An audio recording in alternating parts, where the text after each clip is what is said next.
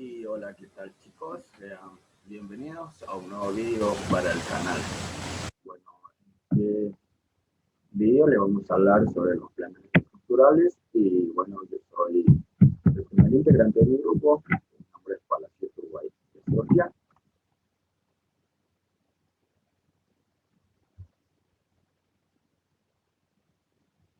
Antes que todo le voy a dar una pequeña definición sobre lo que los planes estructurales. Los planes estructurales son una representación gráfica de los elementos estructurales que tienen unas ciertas normas en su dibujo, en su coherencia, en su interpretación, y esto nos permite así guiarnos en cualquier obra o por motivo de tener una orden secuencial en el proceso constructivo.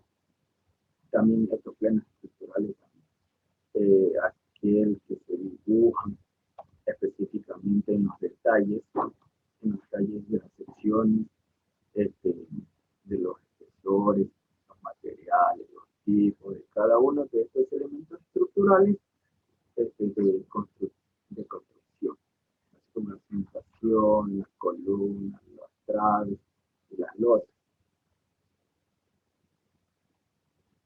Sistema estructural. Aquí tenemos un sistema estructural de resistencia física. Primero que nada, primero el sistema estructural. ¿Qué se le viene a ustedes por sistema estructural? El sistema estructural en sí es un modelo físico que sirve de marco para los elementos estructurales que se reflejan en el modelo de trabajo. Tenemos en el sistema tenemos los muros de carga. Estos muros de cargas, tenemos los muros de cargas, aquí tenemos una imagen de cómo es eso, tenemos las cargas verticales, las fuerzas horizontales. En este sistema no dispone un pórtico, o sea, no dispone de los pórticos esencialmente completados, por los cuales estas cargas verticales no soportan, los muros diseñados para soportar no solo su propio peso, o sea, no son diseñados, no solo para soportar ese peso, sino que también las fuerzas horizontales. Resisten los muros y los pórticos con diagonales. También tenemos el combinado. Aquí hay un sistema combinado. ¿Ves? Como podemos darnos cuenta, tenemos un sistema combinado. ¿Qué dice este sistema combinado? Este sistema combinado se divide en dos, en que las cargas verticales, estas cargas verticales hacia abajo, son resistentes a un pórtico inercial que complementa. No tanto las resistencias de los momentos. Eso también cuando ocurre unas columnas que no son suficientemente rígidas, también puede suceder, ¿no? Como para soportar una fuerza horizontal en las cuales se deben realizar mucha resistencia. En el siguiente, en este de aquí, tenemos en cuenta que las fuerzas horizontales de las cargas son resistidas.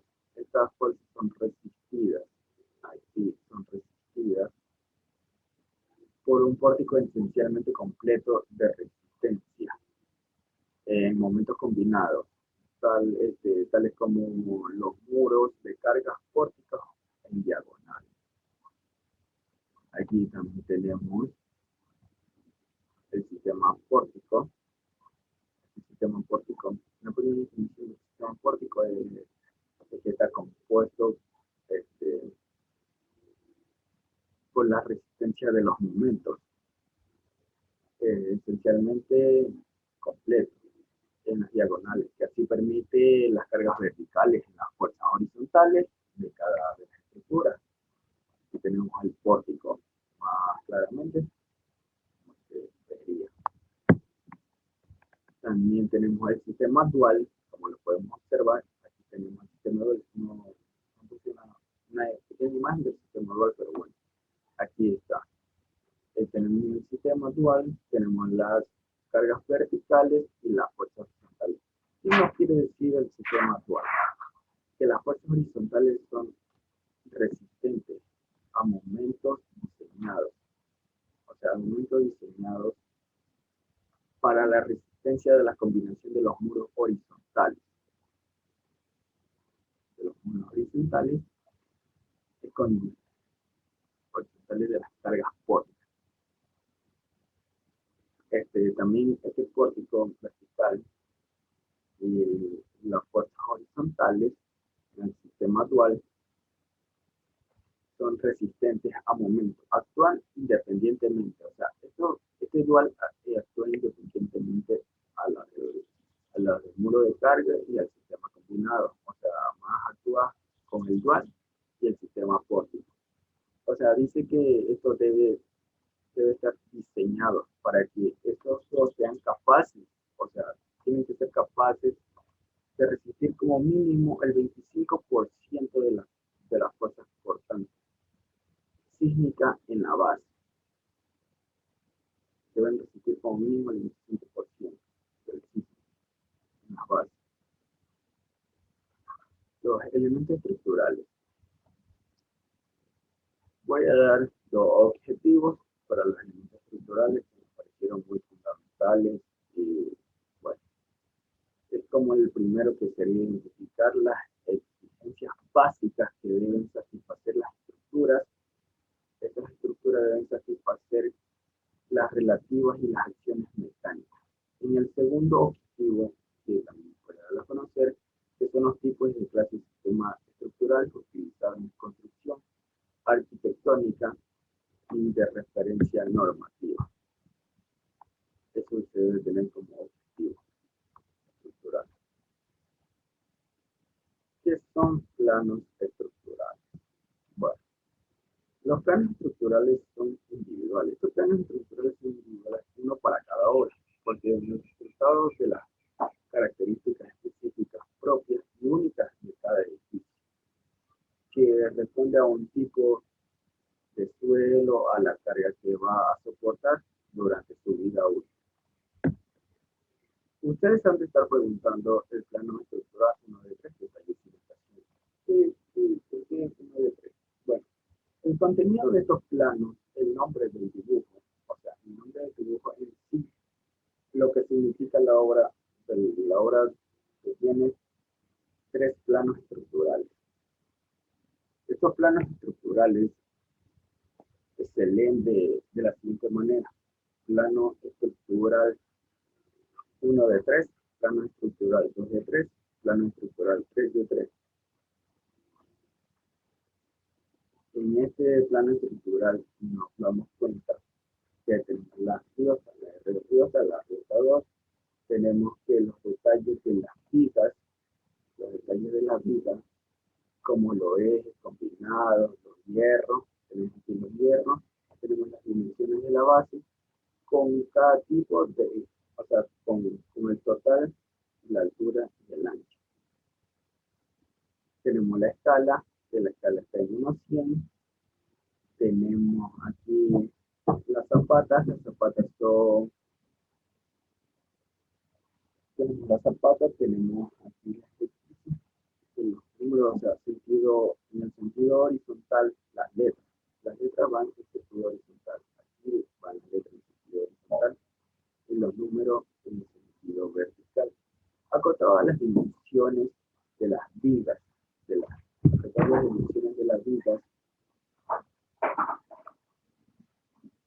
Después van acotadas las dimensiones de las vigas y a las columnas y a sus respectivas dimensiones.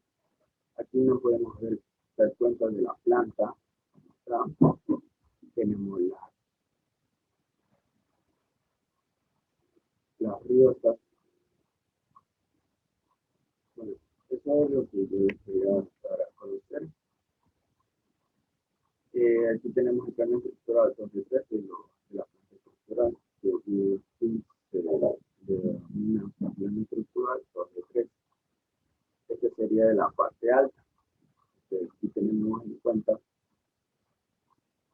los detalles de la viga, tenemos la losa, esta es la losa, tenemos también que, como dije, el sentido vertical, el sentido horizontal son para las letras y el sentido vertical para los números. También tenemos en cuenta que tenemos las escaleras y tenemos el diseño de la escalera, tenemos el B, el C, tenemos la losa de la planta alta que también está lo mismo, tenemos la otra planta.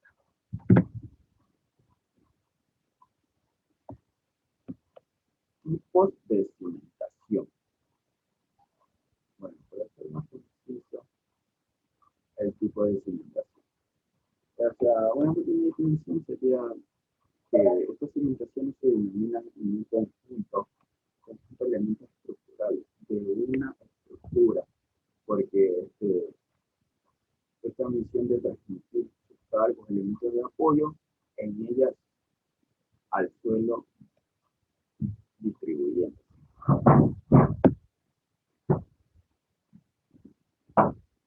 Tenemos la cimentación directa.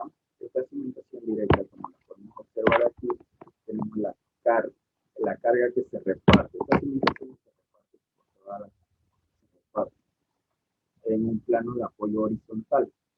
Siempre que es posible se emplean las cimentaciones superficiales. Las cimentaciones superficiales.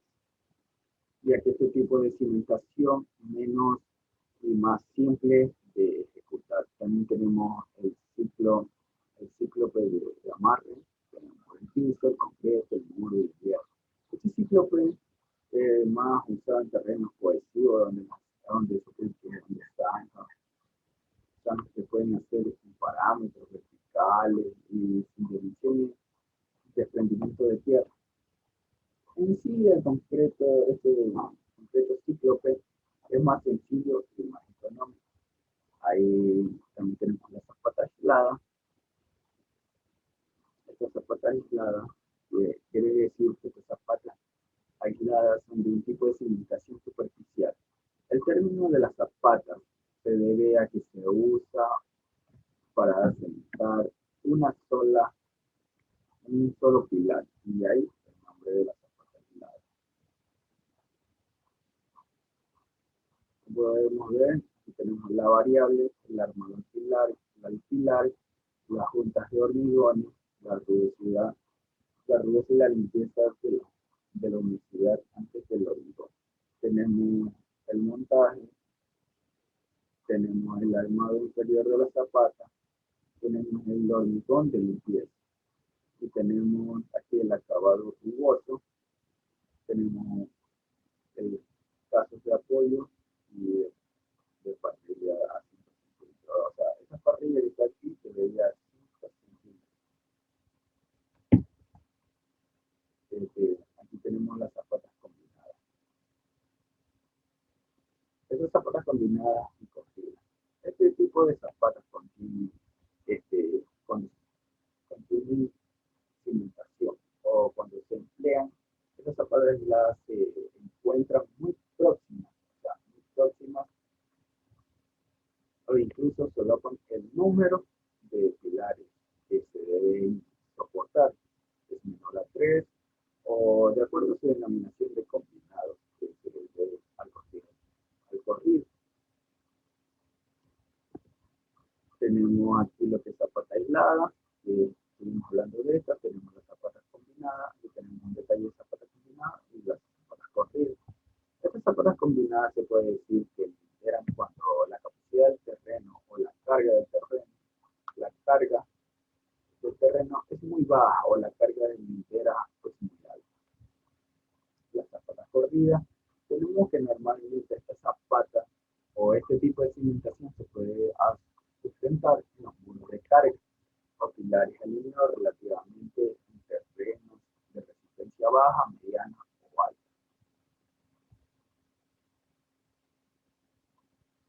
Tenemos losa de cimentación, la losa de cimentación. Una losa de cimentación es la placa, o sea, la placa flotante apoyada sobre un terreno. Aquí podemos ver cómo están tendiendo una losa. En particular también estas losas es de un tipo de cimentación cuando se diseña la cimentación. Esta cimentación podemos darnos cuenta aquí que tenemos las secciones y aquí en planta ya tenemos las losas planas. En la siguiente planta tenemos las losas planas de refuerzo bajo las columnas, tenemos las plantas bidireccionales planas. Tenemos la sección, la siguiente sección y la tercera sección. En esta sección de acá tenemos lo que es las plantas pedestales. Tenemos la planta con diseñador celular, celulares, tenemos las plantas de muro basadas como marco rígido en cajón.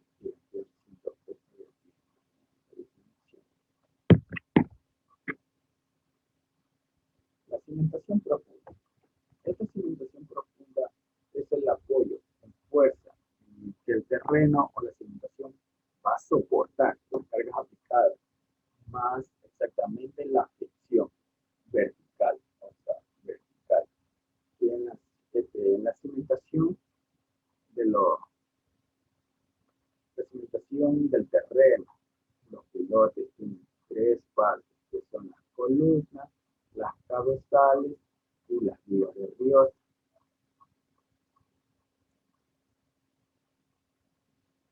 Podemos darnos cuenta aquí que en la cimentación profunda tenemos lo que es el sobrecimiento, el piso falso, el relleno o compartimiento, la cimentación corrida, una altura mínima de 50 centímetros, y aquí tenemos el ancho de la cimentación, tenemos el terreno natural, que vendría siendo este, y aquí tenemos lo que es armación de acero, tenemos el encofrado de madera, el suelo y tenemos ahí la excavación. Aquí está lo que vendríamos diciendo de las cimentaciones profundas. Aquí ya está fundida. Aquí está el encofrado desenvolviendo. Tenemos lo que es el hormigón, tenemos los sólidos de concreto, tenemos el pilar de hormigón armado. Eso vendría siendo tanto en la cimentación profunda. Tenemos aquí lo que es los tipos de columnas. Este tipo de columna tendría siendo columna aislada, esta es la columna adosada, primero. O sea, la columna adosada en sí aparenta estar incrustada en el muro, pero no es así. Tenemos lo que es una columna puede estar conformada por tres elementos. Los primeros elementos que suele estar conformada es por el capitel. Como podemos ver aquí en la imagen, observar, tenemos el fuste y tenemos la base. Tipos de columnas según tipos de columnas según su tipo de material. Tenemos las columnas de concreto armado, de piedra, de acero y de madera. Vamos a decir que las columnas de concreto armado son de una comprensión simple y axial, ya que estas vigas suelen tener elementos estructurales en concreto armado y que diseñan para sostener cargas lineales, concreto uniformes en una sola dirección. O también pueden actuar de elemento rígido, de elemento primario, de marcos rígidos, de las vigas y columnas, aunque también pueden utilizarse para sostener lo que son losas, macizas y nervadas. Aquí tenemos lo que es el concreto armado, tenemos lo que es los estribos, las columnas con estribos. Aquí hay uno con switch, aquí están las columnas de switch.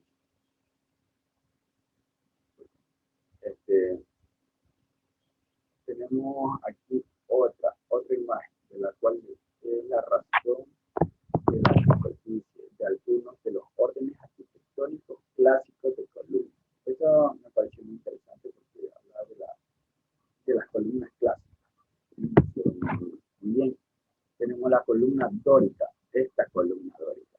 Tenemos la columna jónica, tenemos aquí la columna jónica. Tenemos la corintia, tenemos la toscana, tenemos la compuesta, y por último, el fuste. El fuste es esto, el diseño que lleva en el medio la columna. Me pareció muy importante. Tenemos el capitel, tenemos la base, el fuste y la construcción.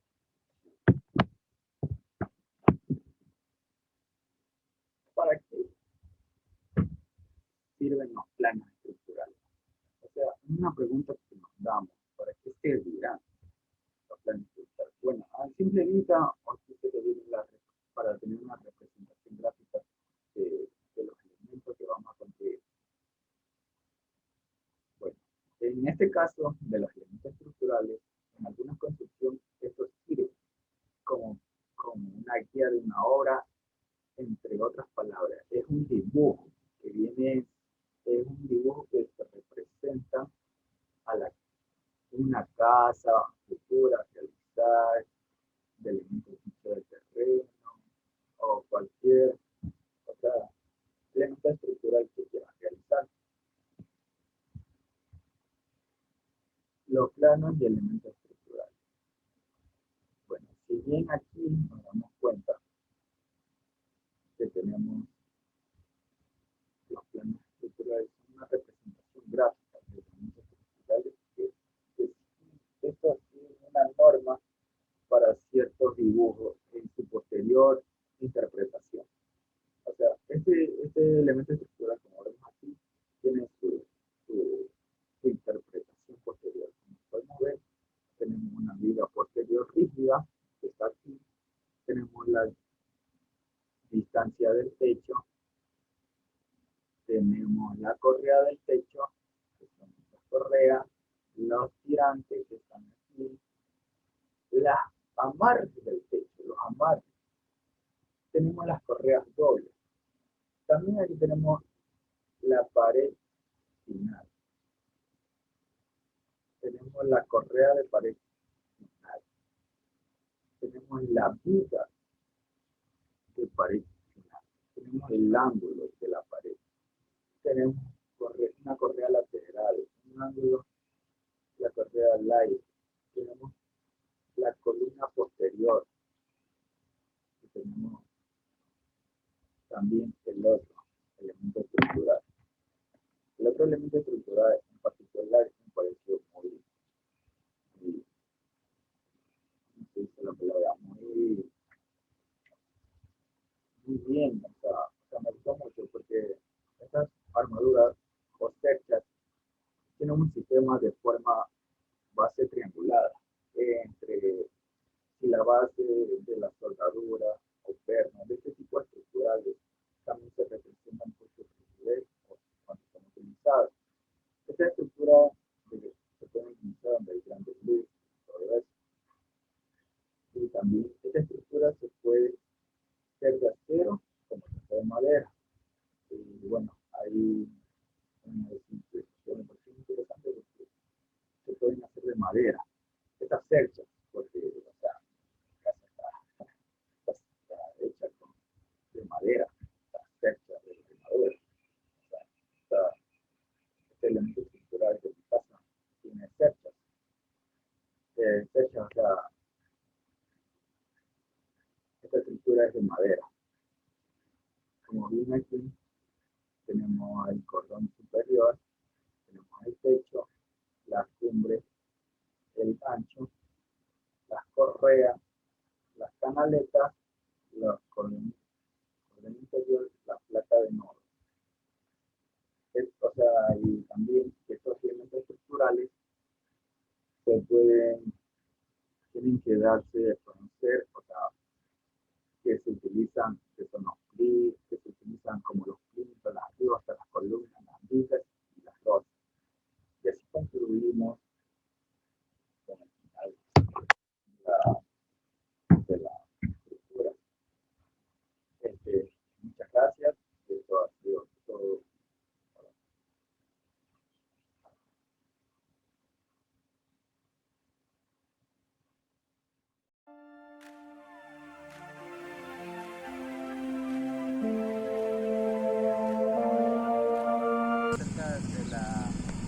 de los planos, un poco de los planos estructurales y un poco de la estructura de la cimentación, desde la parte de abajo hasta el crecimiento de la casa, como lo podemos ver atrás de nosotros.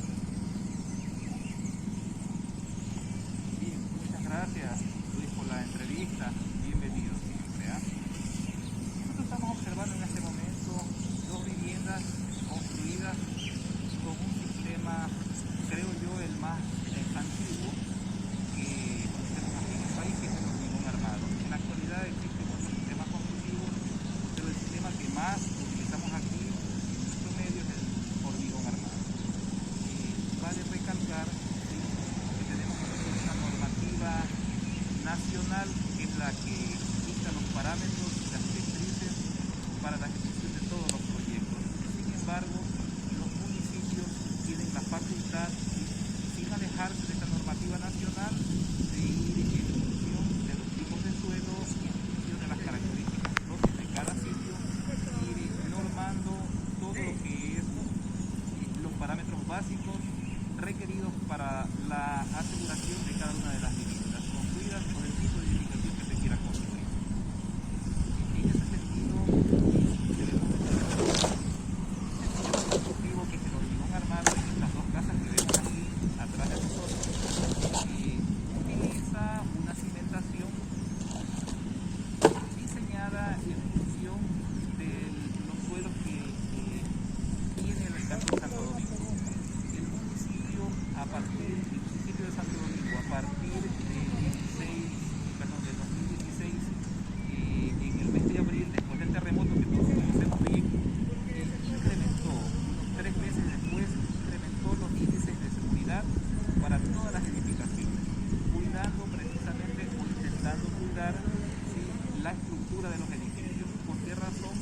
Sencillamente pues porque nosotros podemos hacer cambios de cualquier tipo en la parte estética, en la parte funcional de la edificación, pero en la parte estructural, una vez construido, es bastante difícil saber cuál va a ser el comportamiento de tal virtud, pues hay que tener muy claro el criterio de seguridad estructural para poder construir. En esta parte vamos a proceder a hablar acerca de la cimentación. El arquitecto nos va a explicar cuál es el paso a paso que él usó para poder hacer esta obra. Bien, Luis, debo comentarte que nosotros partimos de un diseño arquitectónico, es el nacimiento de la edificación. Luego, pues ese diseño arquitectónico tiene que estar pensado, ¿sí?, de tal manera que sea coherente en la parte constructiva para evitar un gasto innecesario al cliente, ¿sí?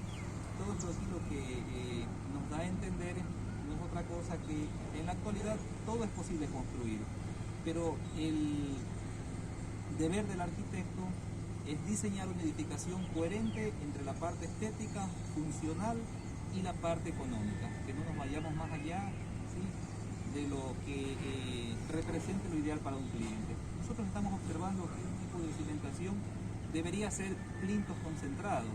Sin embargo, por el tipo de equipo que nosotros usamos para la excavación, la hemos hecho como zapata corrida, ya que tenemos una excavadora con características un poquito grandes en el cucharón y no podemos nosotros excavar el 1 por 1 o el 1,20 por 1,20 o el 1,40 por 1,40 que nos manda el diseño estructural. Bien, respecto a la profundidad, para este tipo de suelo en esta zona de Santo Domingo, el diseño estructural nos pide a nosotros una profundidad de 2 metros, de 1,90 m respecto del nivel natural del terreno, ¿sí?, que debe estar en concordancia con el nivel de la acera o del bordillo de la calle. Luego de eso, como les decía, nuestro equipo de excavación es un poco grande, no lo hacemos de manera manual. Eso determinó que se haga una excavación un poco más profunda, porque no es precisa la maquinaria para la excavación. Hemos cavado nosotros aquí alrededor de 2,20 metros para una edificación de 2 pisos de altura, con una estructura bajo normativa segura aquí en el Cantón Santo Domingo. De esos 2,20 metros nosotros tenemos alrededor de 80 a 90 centímetros de piedra bola, piedra gruesa, y una capa adicional de 30 centímetros de su base clase 3 hidrato compactada. La compactación se la realiza con lo que conocemos como una planchita o con un compactador manual. lo que se conoce normalmente en el mundo de la construcción como un sapito. Bueno, eso con respecto a la cimentación.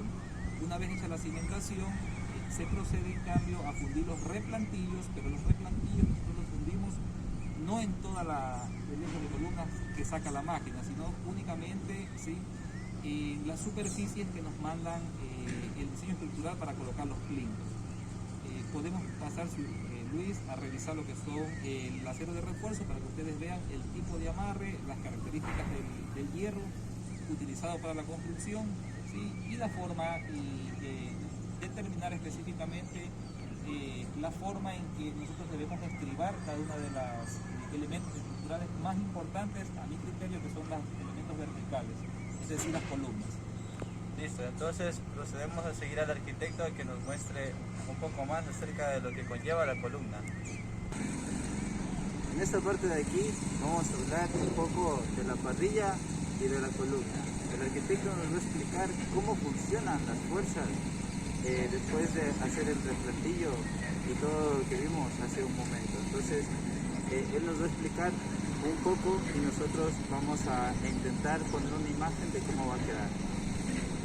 Bien, Luis, como les venía comentando, una vez que hemos hecho la excavación, hemos puesto la piedra, hemos puesto la subase, la hemos compactado, la hemos hidrato compactado, se requiere transmitir todo el peso de la vivienda hacia el suelo.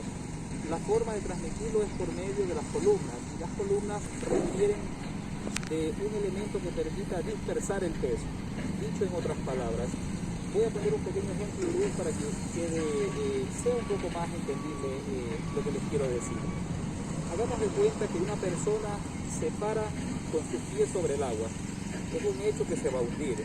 Pero si esa misma persona, usted le pone unos elementos de balsa, mientras más grande sea la superficie del elemento de balsa, es más fácil que esa persona pueda suspenderse sobre el agua, por una razón básica, y es que todo el peso de su cuerpo no se está yendo hacia el agua de manera puntual, sino que se está repartiendo en una superficie mucho más amplia.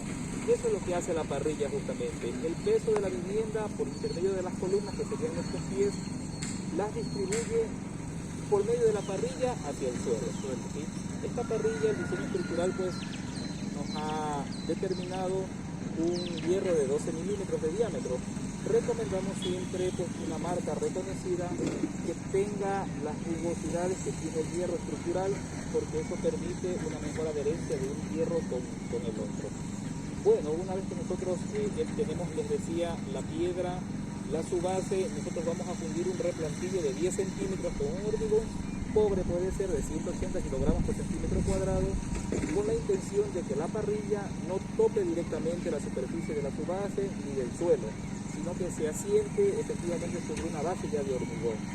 Y una vez que ¿Y qué pasaría si esto topara la subase o el subsuelo? si topa el suelo, el hierro es más susceptible de corroerse. Entonces siempre tenemos que estar cuidando que no se corroa, que no se oxide, en otras palabras, el hierro, porque eso va a garantizar de alguna manera, ¿sí?, que el hierro permanezca, que el acero de refuerzo permanezca siempre en muy buen estado. Entonces, fundimos este replantillo de 10 centímetros para que la parrilla asiente sobre el replantillo. Y una vez que tenemos nosotros puesto el replantillo, fundido el replantillo y asentada la parrilla, nosotros, nuestro diseño estructural en este caso, nos manda a fundir. Ya. Una vez que nosotros tenemos fundido ya el replantillo, acomodamos la parrilla, centramos con ejes de columnas la columna sobre la parrilla y procedemos a fundir, para este caso, nuestras viviendas de 2 pisos, un plinto en hormigón macizo, hormigón de 210 kilogramos por centímetro cuadrado. El tema de los diseños del hormigón, pues en algún momento seguramente ya te explicarán, Luis, cómo se fabrica un hormigón dependiendo la resistencia que tenga cada hormigón, ¿sí? Y una vez que nosotros hemos fundido ya los plintos de 25 centímetros, procedemos nosotros a fundir lo que es lo que conocemos acá en obra como muñecos, es decir, una parte de la columna hasta el nivel del suelo, que es donde nosotros vamos a amarrar las cadenas. La cadena lo que va a hacer en sí, su función es... Entonces, arquitecto, si nos puede explicar cómo se amarran los estribos hacia la columna, sería muy bueno. manifestarle primeramente que anteriormente, incluso para las casas de 2 hasta 3 pisos, nos obligaban, antes del terremoto me refiero, aquí en Santo Domingo pues nos exigía un diámetro de hierro para el estribo de 8 milímetros. Después del 16, la exigencia del municipio de Santo Domingo es estribar incluso las casas de un piso con un hierro de 10 milímetros. Y lo que son las varillas verticales de refuerzo nos exigen 8 varillas por columna, con un hierro de, bueno, para estas casas pues, con un hierro de 12 milímetros. En todo caso, ese diseño siempre lo dará el calculista estructural. Algo importante a tomar en consideración, Luis, es entender la forma correcta de amarrar los estribos. En ocasiones he podido percibir que en obra el maestro, por su conocimiento empírico, hace un trabajo sin mala intención, lo comprendo muy bien desde luego, pero hace un trabajo que no permite un óptimo desempeño del acero de refuerzo en lo que tiene que ver con los estribos. Es decir, la forma correcta de amarrar el estribo es con las patas del estribo hecho gancho a 45 grados insertadas en el alma de la columna, que es lo que nosotros podemos mirar aquí, ¿sí?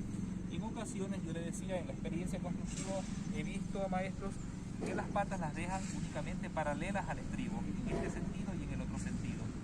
Eso no va a permitir un desempeño óptimo de este elemento estructural muy importante, yo diría fundamental, porque es el elemento que va a hacer que se amarre la columna y no se abra en el supuesto de una fuerza externa como un evento sísmico. Algo importante también que nosotros consideramos en el momento de amarrar los estribos, ¿sí?, es que no nos queden nunca todas las uniones o todas las puntas en la misma hilera de la columna, sino que ellas vayan rotando. Normalmente suelen hacerse en esta esquina y en la siguiente y en la siguiente de manera opuesta, ¿no? Nosotros lo hacemos de otra forma. Nosotros lo que hacemos es, en estas columnas hemos amarrado esta punta en esta esquina, la siguiente en la esquina de acá y la siguiente en la de abajo, y vamos dándole la vuelta para no formar una esquina débil en esa parte de la columna, ¿sí? Otra cosa importante también es entender que en el caso de terremotos, en el caso de los sismos, los mayores esfuerzos o los puntos más débiles van a estar siempre en la unión del elemento vertical, que es la columna, ¿sí?, y el elemento horizontal, que normalmente son las losas o los pisos. En ese sentido, pues debe entenderse que la parte a reforzar va a ser justamente esa unión. Por eso la altura normalmente entre el entre el piso y el techo terminado, que en nuestras casas está en los 2,70 y los 2,80 metros, nosotros la dividimos en 3 partes. La primera parte que pega entre el piso y el primer tercio, en este caso hemos estribado nosotros cada 10 centímetros. ¿Sí? El segundo tercio, por tener menos esfuerzo, se estriba cada 15 centímetros, y el tercer tercio, el que pega con la losa, ese se estriba nuevamente cada 10 centímetros. ¿Por qué? Porque, como les decía, son los puntos donde se forman los nudos de esfuerzo, y es necesario reforzar esa parte. Listo, entonces tengo una ligera duda. Yo he visto que algunos maestros hacen estos amarres, pero en una construcción tuve la oportunidad de ver que él, o sea, un maestro no armaba sino como que lo fundía. ¿Usted qué considera? ¿Que el fundido sea mejor que el amarre, o no infiere ya en la columna establecida? Bueno, el método tradicional es el amarre con alambre negro, alambre de amarrar hierro. Creo yo, Luis, que debió haber sido más que un fundido, tal vez un punto de suelda, un soldado de pronto. Pero lo que siempre estamos haciendo en construcción es amarrar el hierro. Lo hemos amarrado en algunas ocasiones en construcciones que tienen una mayor envergadura, suele hacerse un punto de suelda, o puede soldarse las uniones. Pero para este tipo de casas que estamos analizando hoy, el día de hoy, nosotros hemos amarrado, porque es lo que nos dice la normativa por el momento, ¿sí? Listo, por motivos de bioseguridad vamos a proceder a ver las escaleras flotantes que tiene esta casa. Es un dato extra. el arquitecto nos permitió entrar a la construcción para verla, pero por motivos de bioseguridad voy a entrar solo yo y la persona que está grabando, y él nos explica afuera más o menos cómo fue la construcción de la escalera flotante.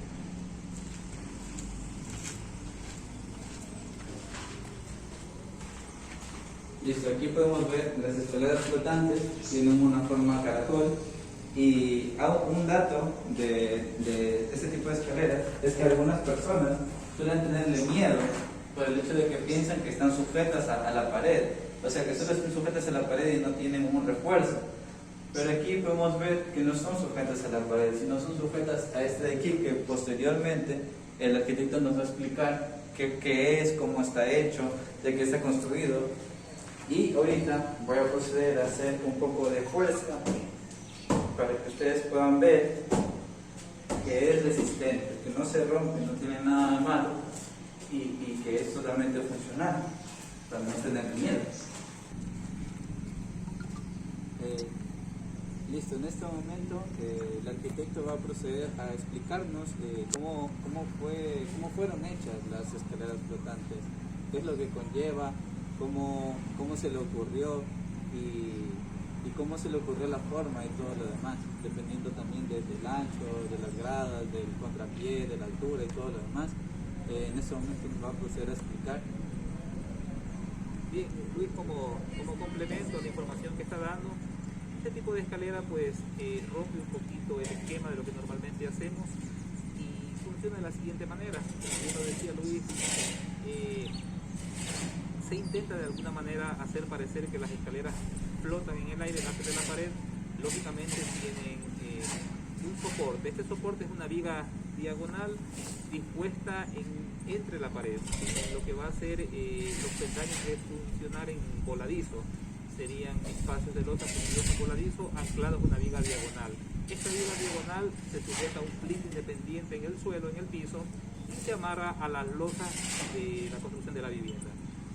Para este caso, pues nosotros hacemos unas vigas que tienen unas medidas de 15 centímetros de ancho por 40 de alto, con la intención de poder perderlas estéticamente con un bloque de 15. Entonces lo que hacemos es, la viga diagonal se pierde en un bloque de 15 centímetros y nosotros colocamos en el contorno de la escalera con la intención de no tener ninguna protuberancia en la pared, que las escaleras pues tengan ese efecto visual de nacer y estar flotando sobre la pared, desde la pared, perdón.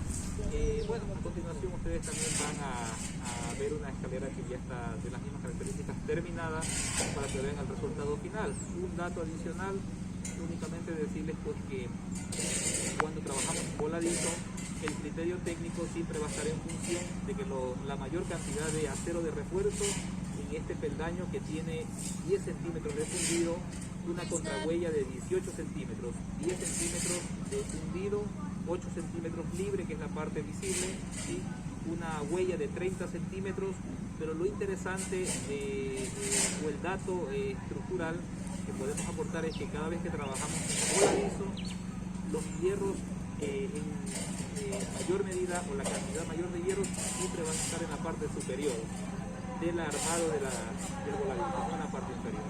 Entonces, ¿sabes cómo quien dice? El hierro está cerca de la parte superior donde uno pone el pie. En otras palabras, cuando tenemos un voladizo, en esta escalera específicamente hablando, tenemos nosotros una escalera de 1 metro de largo, 30 centímetros de ancho, que sería la huella, 10 centímetros de fundido, que es la contrahuella. Esos 10 centímetros nosotros hemos dispuesto en ese peldaño, hemos dispuesto 4 varillas de hierro arriba y 3 varillas en la parte de abajo, esas amarradas. ¿Por qué ponemos más en la parte de arriba? Porque el criterio técnico para una losa en voladizo es que el mayor esfuerzo está en la parte superior. Y en la parte inferior únicamente reforzamos con 3, la norma nos decía, o el plano estructural nos decía 2, nosotros hemos puesto 3 por seguridad, pero en la parte de arriba de los 10 centímetros del peldaño, 4 hierros arriba y 3 abajo.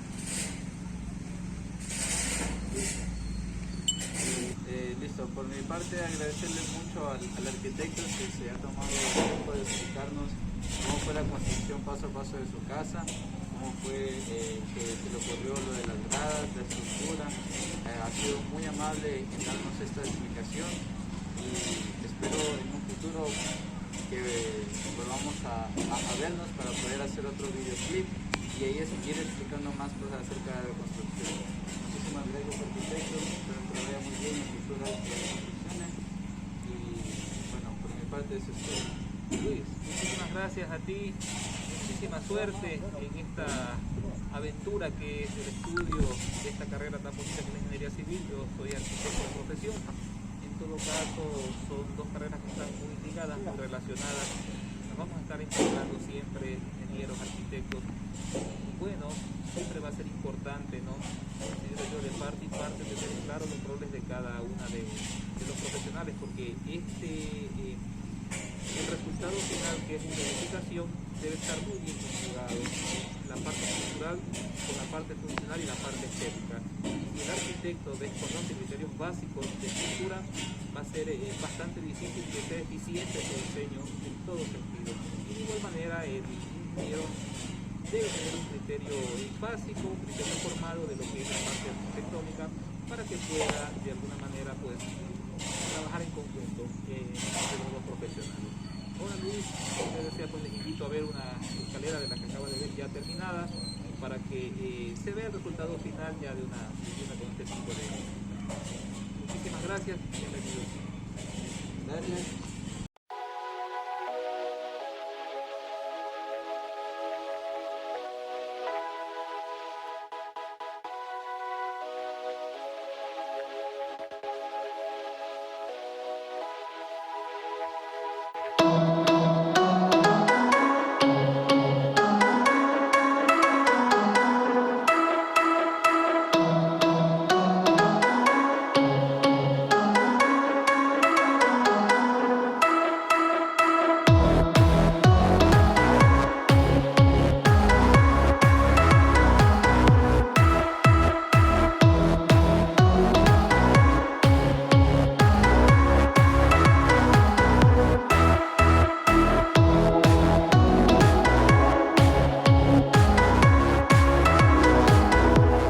Buenas tardes, profesor y compañeros. Mi nombre es Adonis Alexander Zambrano Reina y el tema de exposición de hoy día es elementos estructurales. Siguiente. Para dar paso al tema debemos saber qué es una estructura. Una estructura es un ensamblaje de elementos que mantienen una forma y su unidad, teniendo como objetivo resistir cargas resultantes de un uso y su propio peso, dándole forma a un cuerpo, obra civil o máquina. ¿Qué son los elementos estructurales? Son cada una de las partes que constituyen una estructura y que poseen una función resistente dentro de un conjunto. Al construir una estructura se necesita tanto un diseño adecuado como también una serie de elementos que sean capaces de soportar las fuerzas, carga y acciones a las que van a ser sometidas. Como tenemos en la imagen, tenemos vigas, muros, columnas, cimentación y losa. Todas estas tienen como finalidad soportar cargas, ya sea de compresión o tracción. Siguiente. Clasificación de los elementos estructurales. Según sus dimensiones, tenemos lineales. Son aquellos en los que una dimensión es mucho mayor que las otras dos, por ejemplo, perfiles metálicos. Estos elementos son más sencillos que pueden identificarse en una estructura, son aquellos que se moldean con línea. Están sometidos a fuerza de flexión. Siguiente. Tenemos planos. Son aquellos en los que una dimensión es mucho mayor que la otra. Por ejemplo, tableros o muros. Este se caracterizan por tener una dimensión muy pequeña con respecto a las otras dos, y una superficie media plana. Se identifican con el nombre genérico de placas, aunque adquieren nombres más específicos según la función estructural principal que desempeñan. Estas están sometidas a esfuerzos de compresión. Por ejemplo, tenemos un muro o una pared. Siguiente. Tenemos los tridimensionales. Son aquellas en las que las tres dimensiones son similares. Por ejemplo, ladrillos o zapatas de cemento. Esta consiste en un sistema compuesto compuesto de 3 o más elementos estructurales, triangulaciones, las cuales nos permiten absorción de fuerzas y movimientos en sus 3 ejes, X, Y y Z. Siguiente.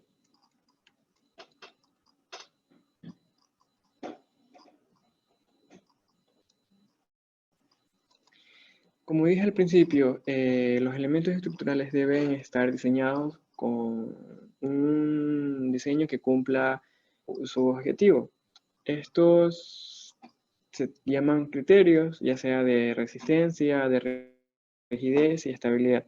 Los elementos estructurales son diseños calculados o dimensionados para cumplir una serie de requisitos que frecuentemente incluyen criterio de resistencia, criterio de estabilidad, criterio de funcionalidad y criterio de rigidez.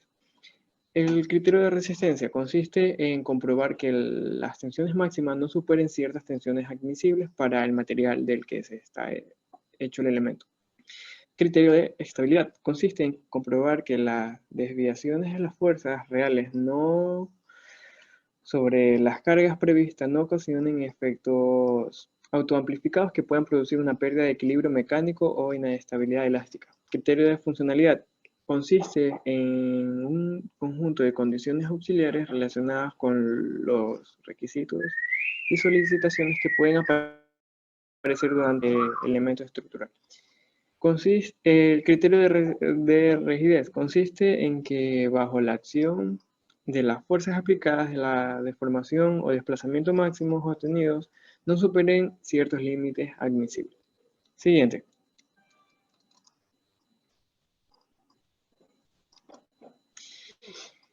Elementos estructurales de fundaciones.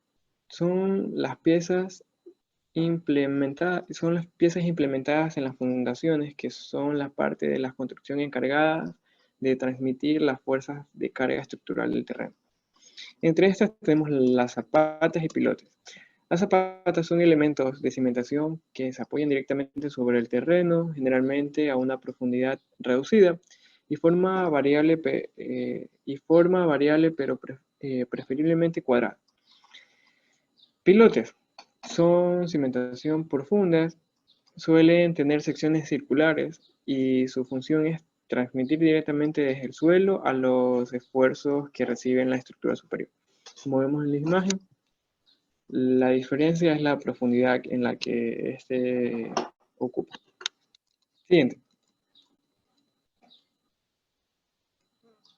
También tenemos los solares de fundación.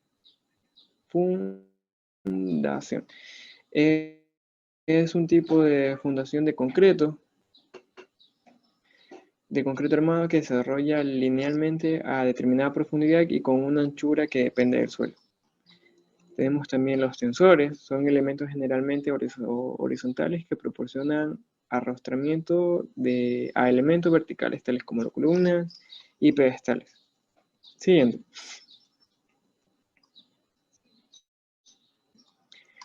Tenemos columnas, es un elemento estructural vertical y de forma alargada que sirve para sostener el peso de la estructura. Tenemos también vigas y viguetas. Es una pieza o barra horizontal con una determinada forma en función del esfuerzo que soporta. Forma parte de los forjados de construcción.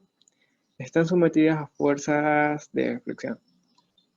Siguiente. Los materiales estructurales son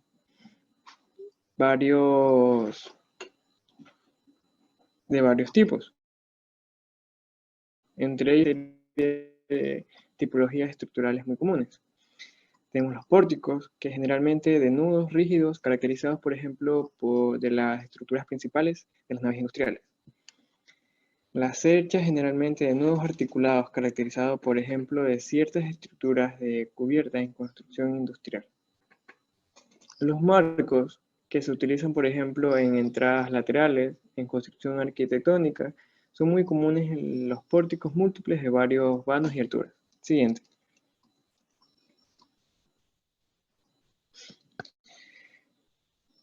Tipo de materiales y elementos estructurales. Los materiales de construcción son los componentes de los elementos constructivos y arquitectónicos de una edificación. Tenemos el aluminio, que este se utiliza algunas veces en estructuras de pequeñas luces por su facilidad de montaje y desmontaje. Presenta su uso más extendido a estructuras temporales. Tenemos el hormigón. El hormigón armado es el material más utilizado en la construcción. También tenemos el acero, que es el material estructural que presenta mayor resistencia a las cargas.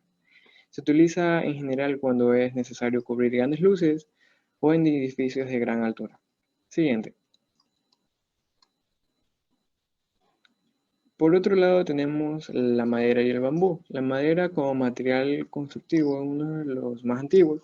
Variedad, endurece y flexibilidad dependiendo del árbol que se obtenga. Se utiliza para vigas, columnas, cubiertas, diseños e interiores. Tenemos la mampostería, fue uno de los primeros materiales utilizados.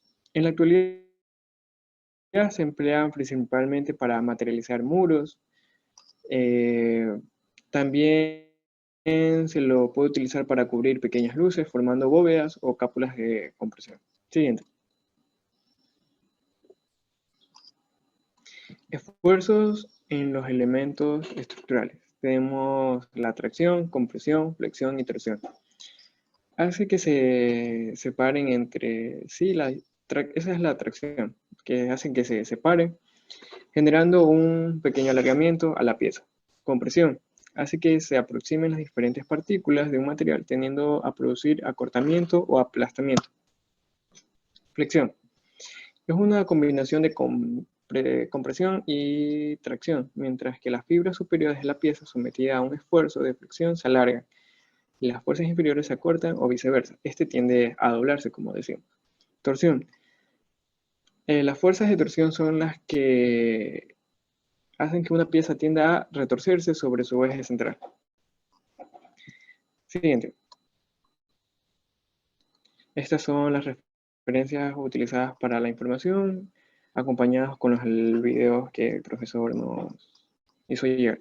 A continuación, mi compañero va a profundizar más en estos temas. Gracias.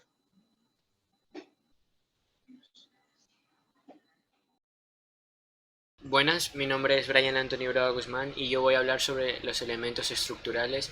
Voy a intentar aclarar ciertos puntos sobre los elementos estructurales, ya que es un amplio tema.